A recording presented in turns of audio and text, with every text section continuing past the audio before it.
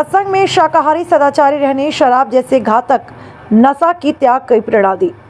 विख्यात संत बाबा जय गुरुदेव जी महाराज के उत्तराधिकारी एवं जय गुरुदेव धर्म प्रचारक संस्था के राष्ट्रीय अध्यक्ष संत पंकज महाराज 108 दिवसीय आध्यात्मिक जनजागरण यात्रा के साथ रिसिया विकास खंड के ग्राम भक्तापुर में पधारे।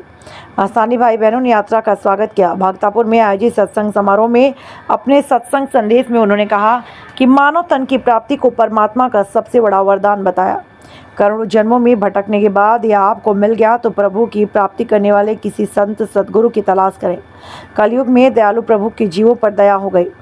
सद्देह से संत जन धराधाम पर अवतरित हुए तो शब्द का भेद जाहिर किया। सारी आत्माएं इस शब्द पर हैं, जिसे आकाशवाणी देववाणी कलमा कहते हैं। यह आध्यात्मिक दौलत यानी रूहानी खजाना आपके अंदर भरा हुआ है, जिसे प्राप्त न करके दुनिया की शान शौकत में भूल गए। जब यहाँ से आने जाने का समय आएगा तो खाली हाथ जाएंगे, कुछ भी साथ जाने वाला नहीं है, इसलिए कुछ मालिक की याद में जरूर लगाएं। उन्होंने कहा, समाज में व्याप्त हो रही हिंसा और निंदनीय घटनाओं का मुख्य कारण अशुद्ध खान पान है। हमारे गुरु परम पूज्य बाबा जय गुरुदेव जी महाराज ने सुखद भविष्य आने वाली भयानक मुसीबतों से बचने के लिए अच्छे समाज के निर्माण का अभियान चलाया। इसके अंतर्गत लोगों को शाकाहारी सदाचारी रहने, शराब जैसी घातक नशों का त्याग की प्रेरणा दे रहे हैं, जिसे लोक परलोक दोनों बनेगा। जय गुरुदेव समय का जागृत नाम है, जिसे लोक और आत्मा का कल्याण होगा। सिराज खान के साथ लड्डन खान की खास रिपोर्ट। आज जनपद बहराइच के ब्लॉक रिसिया अंतर्गत ग्राम पंचायत भक्तापुर में हमारी टीम उपस्थित है, जहां पर जय गुरुदेव द्वारा प्रचार प्रसार का कार्यक्रम लगाया गया। इस कार्यक्रम का मुख्य उद्देश्य देश के सभी क्षेत्र में आम आवाम व इंसानियत व रूहानियत का पैगाम सुनाते हुए रूहों को नजात देने का आसान तरीका बताते हुए अच्छे समाज के निर्माण व परस्पर प्रेम का संदेश देते हुए जय गुरुदेव धर्म प्रचारक संस्था मथुरा के राष्ट्रीय अध्यक्ष एवं आला फकीर बाबा जय गुरुदेव जी महाराज के वारिस संत पंकज जी महाराज आज सायंकाल 108 दिवसीय आध्यात्मिक जन जागरण यात्रा के साथ अपने 26वें पड़ाव पर ग्राम भक्तापुर पंचायत भवन के बगल मैदान में पधारे। स्थानीय भाई बहनों व बच्चे बच्चियों ने दीप प्रज्वलित कलशों, पुष्प वर्षा व बैंड बाजे के साथ उल्लासपूर्ण स्वागत उनका किया।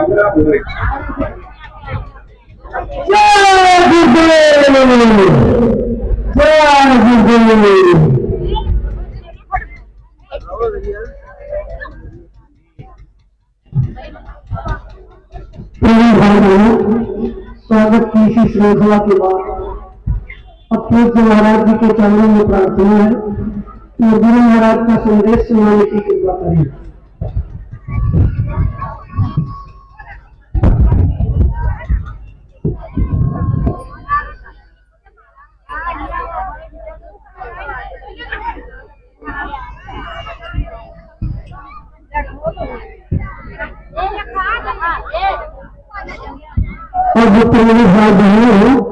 परम श्रद्धेय पूज्य महाराज जी के संदेशों को आप सब लोग चित्त होकर के सुने। जय गुरुदेव नाम, हर दाने पर जय गुरुदेव नाम। जय गुरुदेव जय गुरुदेव जय गुरुदेव कुल 108 बार करिएगा। दोबारा इसी जगह फिर वापस आ जाओगे। जब आप जय गुरुदेव नाम का उच्चारण करोगे तो दोनों आंखों के मध्य भाग में अपने ध्यान को रोक करके और दाने दाने पर विज्ञान को लोग भूल गए, आडंबर और पाखंड में फंस गए। तो ये 9 दरवाजे कौन कौन से हैं? 2 आंख, 2 कान, 2 नाक के सुराख, 1 मुंह, 2 मलमूत्र का रास्ता। ये शरीर के 9 दरवाजे हैं। सबसे पहला दरवाजा गुदा चक्र आता है। गुदा चक्र में गणेश जी वास करते हैं। गणेश जी वहाँ के मालिक हैं। ये 4 दल का कवल है। यहाँ पर पृथ्वी तत्व पाया जाता है। उसके ऊपर इंद्रिय चक्र आता है। इंद्रिय चक्र में ब्रह्मा जी वास करते हैं। ब्रह्मा जी वहाँ के मालिक हैं। ये 6 दल का कवल है। यहाँ पर जल तत्व पाया जाता है। उसके ऊपर ये नाभि चक्र आता है। नाभि चक्र में विष्णु जी वास करते हैं। विष्णु जी यहाँ के मालिक हैं। ये 8 दल का कवल है। यहाँ पर अग्नि तत्व पाया जाता है। उसके ऊपर ये हृदय चक्र आता है। हृदय चक्र में शिव जी वास करते हैं। शिव जी यहाँ के मालिक हैं। ये 12 दल का कवल है। यहाँ पर वायु तत्व पाया जाता है। अरे वास तो ऊपरी मंडलों में, ऊपरी लोकों में करते हैं, लेकिन उनका प्रकाश, उनकी किरणें इन चक्रों पर पड़ती हैं। उसी के ऊपर एक कंठ चक्र आता है। यहाँ पर आद्या महाशक्ति की किरणें पड़ती हैं। ये 16 दल का कवल है। और आप सबसे ऊपर, तुम्हारी जीवात्मा सबसे ऊपर दोनों आंखों के मध्य भाग में बैठी है, जहाँ पर देवियां बिंदी लगाती हैं और पुरुष जहाँ पर ये टीका लगाते हैं। ये बिंदी और टीका यहाँ पर हम लोग इसीलिए लगाते हैं क्योंकि यहीं पर हमारी जीवात्मा बैठी है, उसका श्रृंगार किया जाता है। ये 10वां द्वार है जहाँ पर तुम्हारी जीवात्मा बैठी हुई है। प्रेमी भाई बहनों, इसी 10वें दरवाजे पर बैठ करके जीवात्मा अपने प्रकाश को 9 दरवाजों में फैलाती है, जिससे आपका ये शरीर चलता, आपके हाथ और आपके पैर चलते हैं। जब आप भजन करोगे और घंटे संग की आवाज को सुनोगे तो उस आवाज में चुंबक है, वो आवाज आपको अपनी ओर खींचेगी। और जब खिंचाव होगा तो जीवात्मा का फैला हुआ प्रकाश 9 दरवाजों से सिमट करके यही 10वें दरवाजे पर इकट्ठा हो जाएगा। और जैसे ही सारी शक्ति, सारी चेतना सिमट करके यहाँ पर इकट्ठी हुई तो शब्द क्या काम करेगा? शब्द तुम्हारी जीवात्मा को खींच करके इस शरीर से बाहर कर देगा। फिर आप अपनी आंखों से देखिएगा कि हमारा शरीर ये है और हम ये खड़े। आप अपने शरीर से अलग हो जाओगे। जैसे चिड़िया होती है, चिड़िया घोंसले से निकल करके आसमानों की उड़ान भरती है, शाम को फिर अपने घोंसले में आ जाती है। ऐसे ही तुम्हारी ये जीवात्मा इस शरीर रूपी घोंसले से निकल करके ब्रह्मांडों की सैर करेगी, देवी देवताओं के दर्शन करेगी, भगवान राम के दर्शन करेगी, भगवान कृष्ण के दर्शन करेगी और घूम करके फिर अपने शरीर रूपी घोंसले में वापस आ जाएगी। प्रेमी भाई बहनों, ये ब्रह्मा विष्णु महादेव जिनकी सारी दुनिया पूजा करती है, अरे यहाँ तो आप नकल कर रहे हो प्रेमी भाई बहनों, लेकिन वो सही में ब्रह्मा विष्णु महादेव कौन है, कहाँ पर रहते हैं, क्या काम करते हैं, अरे उनके माँ बाप कौन है, भगवान राम कौन है, भगवान कृष्ण कौन है, ईश्वर कौन है, ब्रह्म कौन है, पर ब्रह्म कौन है, ये कहाँ पर रहते हैं? तो जरा संक्षिप्त में आप लोग समझिएगा। वैज्ञानिक लोग इसकी खोज कर रहे, चंद्रमा तक चंद्रयान को भेजा जा रहा, मंगल ग्रह पर मंगलयान को भेजा जा रहा, लेकिन प्रेमी भाई बहनों, इस संसार की ये धातु वहां तक नहीं पहुंच पाएगी। तो प्रेमी भाई बहनों, किन किन मंडलों को पार करते हुए तुम्हारी ये जीवात्मा अपने 5वें मंडल पर पहुंचेगी और रास्ते में कौन कौन से लोग मिलेंगे, उस लोक के कौन कौन से मालिक मिलेंगे, जरा संक्षिप्त में आप समझिएगा।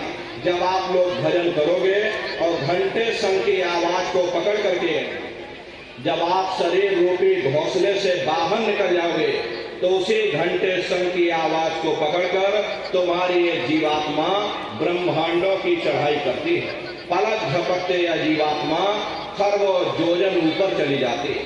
ये चांद सूरज सितारों को पार करने के बाद में सबसे पहले जो आपको लोक मिलेगा उसे महात्माओं ने शिवलोक कहा।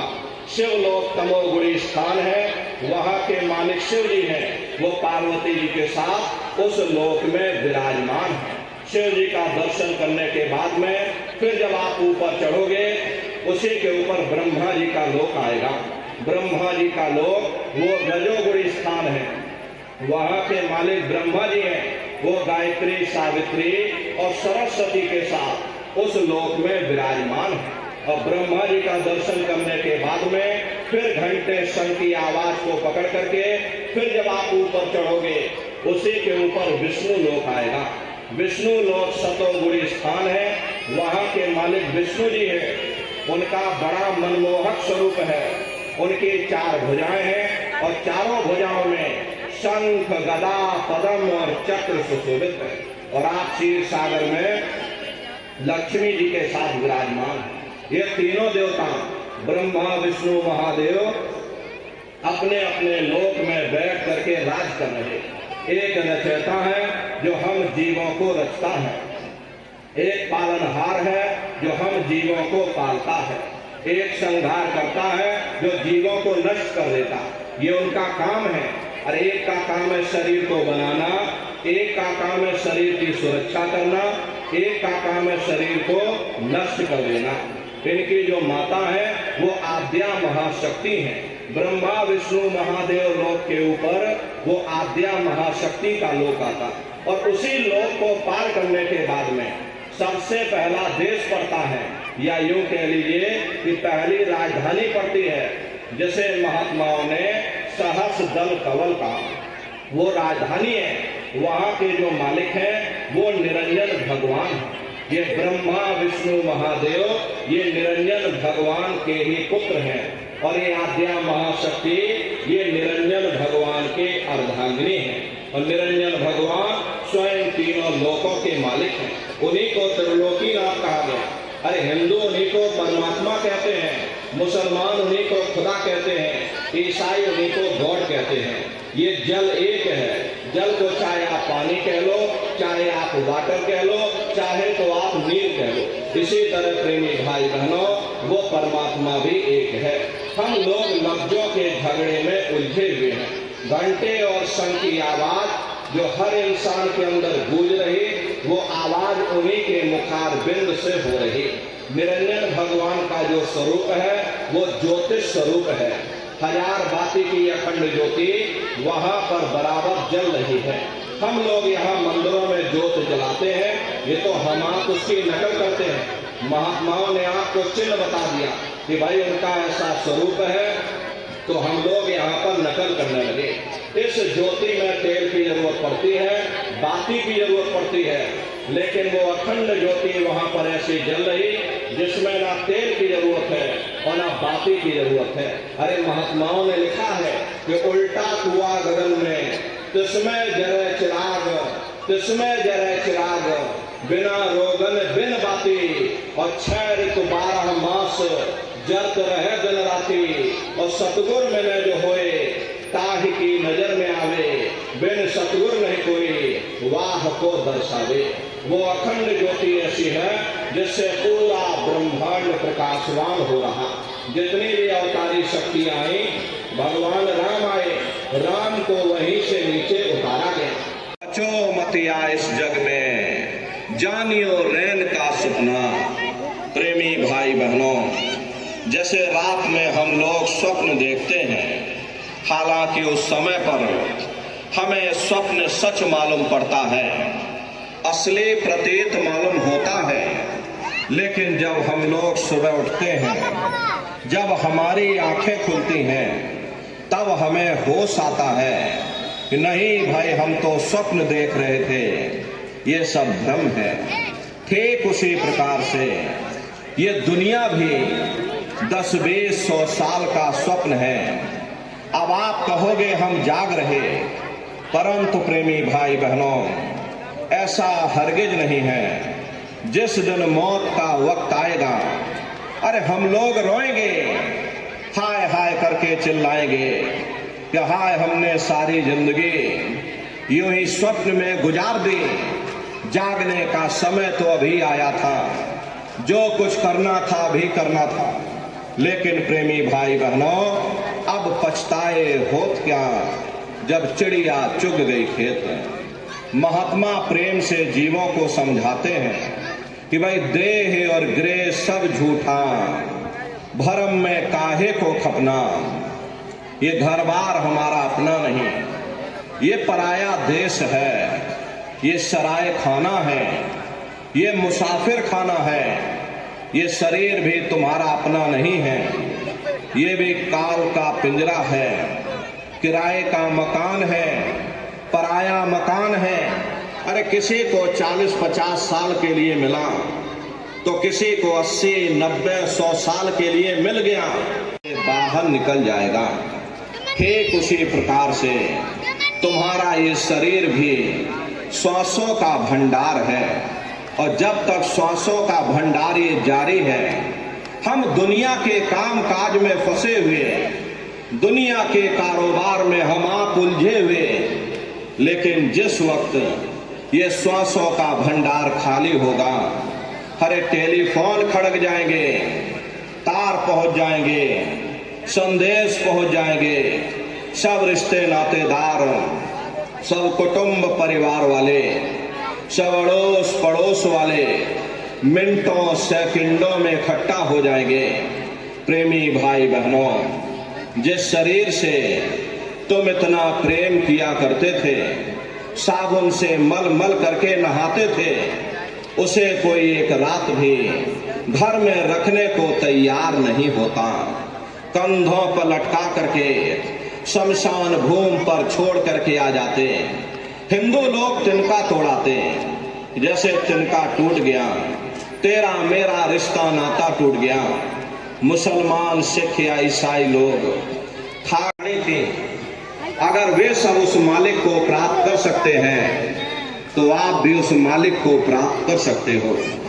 लेकिन बगैर महात्माओं के, बगैर मुर्शिद के कोई भी जीव इस संसार समुद्र से ना कोई पार हुआ और ना ही कोई हो सकता।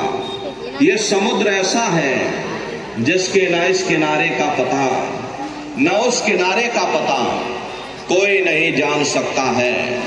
ये दुनिया कब बनी, कितनी बार प्रलय और महाप्रलय हो गई, लेकिन इतना जरूर मालूम है कि जिस दिन से दुनिया बनी है हम लोग यहीं पर भटका खा रहे। अगर इधर से हवा चली, नैया हमारी डगमगाते हुए उधर चली गई, और अगर उधर से हवा चल गई तो हमारी नैया डगमगाते हुए इधर चली गई। न जाने कितने युग और कल्प बीत गए, लेकिन हमारे ये जीवन की नैया तो समाप्त हो गई। लेकिन उधर देखो क्या होता, तुम्हारी जीवात्मा को ले जा करके ऊपर धर्मराज की कचहरी में पेश कर दिया जाएगा। वहां पलक झपकते ही तुम्हारे अच्छे और बुरे कर्मों का हिसाब किताब हो जाएगा। धर्मराज तुमको सजा सुना देंगे कि ले जाओ इनको फलाने नरक में डाल दो, क्योंकि मैंने इनको मौका दिया था। जब ये माँ के गर्भ में उल्टे लटके हुए थे, सिर इनका जब नीचे था और पैर जब इनके ऊपर थे, उस समय इन्होंने मुझसे प्रार्थना की थी कि हे मालिक, अब प्रभु कृपा कर हुए भांति और सब तज भजन करे दिन राति। कि हे परमात्मा, इस बार हमको मौका दे दो, इस बार हमको ये मनुष्य शरीर दे दो, हम भजन करेंगे, भक्ति करेंगे, हम अपनी जीवात्मा का कल्याण करेंगे। तो मैंने इनकी प्रार्थना को स्वीकार कर लिया और इनको मैंने सुंदर सा ये मनुष्य शरीर दे दिया और कह करके मैंने भेजा था कि भाई ये मनुष्य शरीर ये किराए का मकान है, ये तुम्हारा अपना नहीं है। अगर ये तुम्हारा अपना होता तो हमेशा तुम्हारे पास रहता। ये तुम्हारा अपना नहीं, ये मैंने तुमको कुछ समय के लिए किराए का मकान दिया है। हाँ, तुम अपनी जीवात्मा को मेरे किराए के मकान में बैठा करके मालिक की भक्ति करके अपनी जीवात्मा का कल्याण करा लेना। मैंने कुछ समय के लिए तुम सबको ये किराए का मकान दिया है, और जब समय पूरा होगा तो मैं अपने सिपाहियों को ऊपर से भेजूंगा और उस समय पर तुम मेरे किराए के मकान को खाली कर देना। लेकिन इतना ध्यान रखना कि जैसा साफ सुथरा मैंने तुमको ये किराए का मकान दिया, वैसा ही साफ सुथरा तुम मुझको वापस लौटाना। लेकिन इस किराए के मकान में बैठ करके इन्होंने बुरे खोटे पाप कर्म कर डाले। मेरे किराए के मकान को इन्होंने अपने कर्मों से गंदा कर दिया, इसलिए कर्मों की सजा इनको मिलेगी। ले जाओ इनको फलाने नरक में डाल दो। अरे महात्मा कभी झूठ नहीं बोलते। महात्माओं ने जब साधना किया, साधना करके जब ऊपर गए और ऊपर जाकर के जब उन्होंने नरकों का हाल देखा, तो हमारी आपकी जानकारी के लिए उन्होंने धर्म ग्रंथों में लिख दिया, लोह के खम्भ तपत के माही, और जहां जीव को ले चिपकाई वहां लोहे के खंभे अग्नि से धधक धधक कर लाल हो रहे ऐसे खोटे जीवों को उन्हीं खम्भों में चिपटाया जाता। दुनिया भर के रगड़े झगड़े, पिता पुत्र में लड़ाई, आदमी औरत में लड़ाई, घर परिवार में लड़ाई, समाज में लड़ाई, जातियों में लड़ाई, मुल्क में लड़ाई। अरे नर नारियों, ये इंसानों का काम नहीं है, ये हैवानों का काम है। इसलिए पहले आप इंसान बनो, चरित्रवान बनो, महात्माओं के समीप आओ। वे जो दया का प्रसाद दें उसे खुशी खुशी लेकर के अपने निज घर को जाओ, जहां न फिर जन्मना है और ना ही फिर मरना है। इसीलिए हमारे गुरु महाराज परम संत बाबा जय गुरुदेव जी महाराज ने आवाम जनमानस के बीच में ये आवाज लगाई है कि ऐ इंसानों, तुम अपने दीन ईमान पर वापस आ जाओ और जिस्मानी मंदिर में बैठ करके भगवान का सच्चा भजन करो, जिससे तुम्हारी ये जीवात्मा नरकों में जाने से बच जाए। अरे हम माने न माने, लेकिन संत महात्मा त्रिकालदर्शी होते हैं, वे सब कुछ जानते हैं। अगर हम उनके वचनों को मान जाएंगे तो हम लोग बच जाएंगे, नहीं तो खाई और खंदक में जाकर के गिर जाएंगे।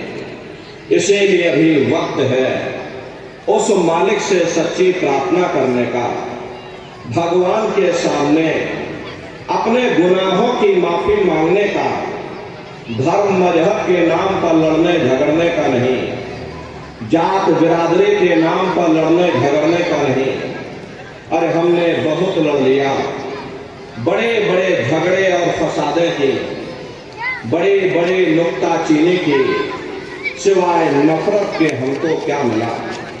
नफरत की ऐसी ज्वाला जली जिसमें घर जल गया, परिवार जल गया, समाज जल गई, जातियां जल गई, अब सारा देश जल गया। इसीलिए सारी मानवता बहुत थक गई। हर कोई ऐसी छांव चाहता है जहां उसे ठंडक मिले, शांति और सुकून मिले। ये सब वहीं मिल सकते हैं जहां शांति के संदेश होते, सुकून के संदेश होते, मानव धर्म और मानव कर्म के संदेश होते। और ये संदेश केवल संत महात्मा फकीर देते हैं, जो समदर्शी होते हैं, जो समस्त जीवों के अंदर उस प्रभु के अंश को देखते हैं। बचो मतिया इस जग में, जानियो रैन का सपना। प्रेमी भाई बहनों, जैसे रात में हम लोग स्वप्न देखते हैं, हालांकि उस समय पर हमें स्वप्न सच मालूम पड़ता है, असली प्रतीत मालूम होता है। लेकिन जब हम लोग सुबह उठते हैं, जब हमारी आंखें खुलती हैं, तब हमें होश आता है कि नहीं भाई, हम तो स्वप्न देख रहे थे, ये सब भ्रम है। ठीक उसी प्रकार से ये दुनिया भी 10-20-100 साल का स्वप्न है। अब आप कहोगे हम जाग रहे, परंतु प्रेमी भाई बहनों, ऐसा हरगिज नहीं है। जिस दिन मौत का वक्त आएगा, अरे हम लोग रोएंगे, हाय हाय करके चिल्लाएंगे कि हाय, हमने सारी जिंदगी यूं ही स्वप्न में गुजार दी। जागने का समय तो अभी आया था, जो कुछ करना था अभी करना था। लेकिन प्रेमी भाई बहनों, अब पछताए होत क्या, जब चिड़िया चुग गई खेत। महात्मा प्रेम से जीवों को समझाते हैं कि भाई देह और ग्रह सब झूठा, भरम में काहे को खपना। ये घर बार हमारा अपना नहीं, ये पराया देश है, ये सराय खाना है, ये मुसाफिर खाना है। ये शरीर भी तुम्हारा अपना नहीं है, ये भी काल का पिंजरा है, किराए का मकान है, पराया मकान है। अरे किसी को 40-50 साल के लिए मिला तो किसी को 80-90-100 साल के लिए मिल गया। अरे को पड़े प्रेमी भाई बहनों, जब घंटे और शंख की आवाज आपको सुनाई पड़ने लग जाए तब आप सीटी की आवाज को छोड़ देना और घंटे शंख की आवाज को पकड़ लेना, उसको आप सुनने लग जाना। जब आप उसको सुनने लग जाओगे तो वो आवाज धीरे धीरे बढ़ना शुरू होगी और बढ़ते बढ़ते इस कदर बढ़ेगी कि आपके रोम रोम में घंटे और शंख की आवाज गूंजने लग जाएगी। अरे बड़ी घनघोर आवाज होती है, बड़ी मधुर वो आवाज होती है। ये दुनिया भर के गाने आप लोग सुनते हो, उस संगीत के सामने ये दुनिया के संगीत कुछ नहीं है। जब आप उस संगीत को सुनोगे इतना भारी आनंद आपके ऊपर छा जाएगा, इतनी खुशी आपको होगी और ऐसा नशा आपके ऊपर चढ़ जाएगा कि आप सारी दुनिया को भूल जाओगे। शंकर भगवान को वही नशा चढ़ा था। शंकर भगवान कोई गांजा भांग नहीं पीते थे, ये तो हमने आपने शंकर भगवान को भी बदनाम कर दिया कि शंकर भगवान गांजा भांग पीते थे तो चलो हम भी गांजा भांग पिएंगे। लेकिन नारियों, शंकर भगवान ने कभी गांजा भांग नहीं पिया। शंकर भगवान जिस नशे में लीन रहते थे वो नाम का नशा था, वो ध्यान का नशा था, वो भक्ति का नशा था। जब आप उस आवाज को सुनोगे तो आपको भी वो नशा चढ़ जाएगा, क्योंकि उस आवाज में चुंबक है। जब आप उस आवाज को सुनोगे तो वो आवाज